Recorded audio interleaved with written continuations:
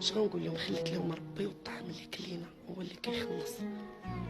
شوفوا هما اش غيقولوا غدا يوم القيامه. انا اديت كنكون فرحانه، عرفتي والله العظيم. شوف حنيت عزيز بزاف بزاف بزاف بزاف، الله يجعلها ليا مغفره الذنوب.